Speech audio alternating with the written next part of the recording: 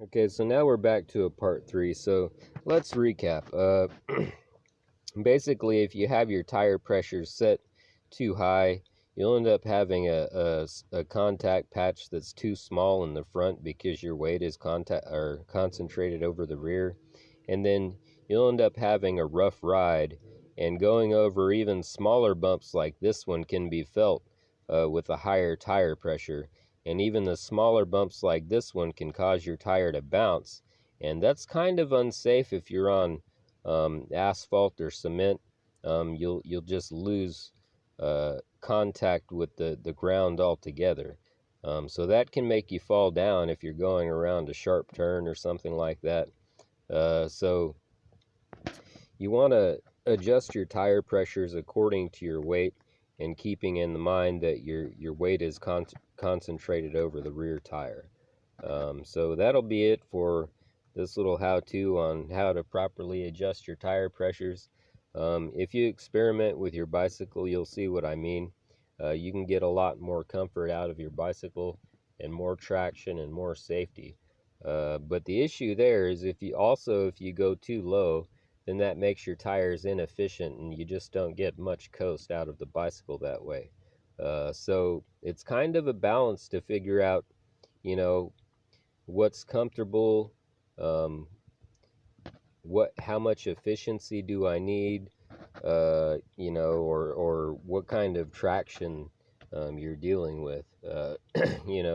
35 psi for my rider weight is actually too high, and it just creates an uncomfortable ride and kind of an unsafe situation because you just have low traction. Um, so I generally find for, bumpier terrain, I can run my tire pressures fairly low, even lower than this, depending on the terrain.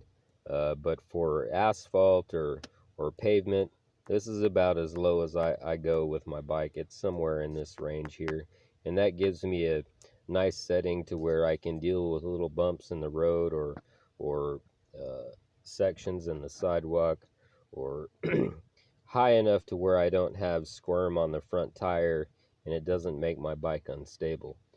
So experiment with your bike a little bit. PSI obviously is pounds per square inch.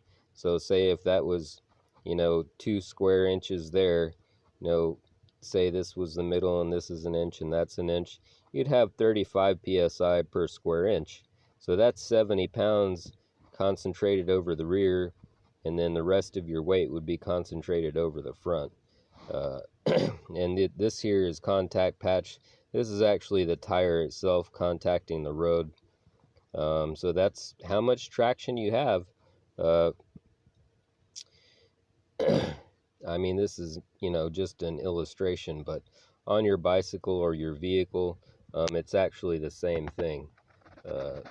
So the contact patches aren't shaped exactly the same, but you have the same effect with your vehicle.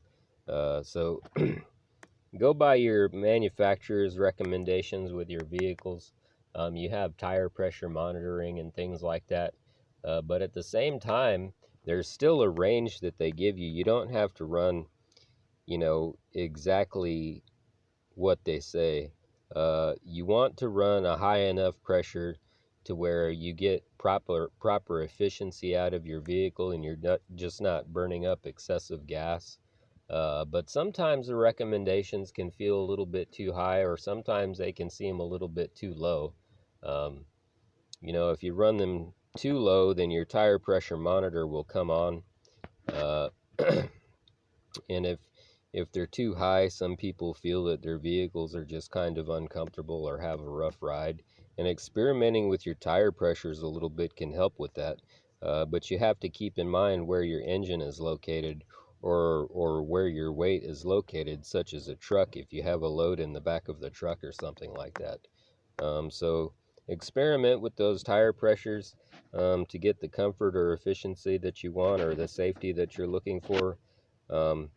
Thanks for watching this video. I hope you liked the video, and like and subscribe if you want to see more like these.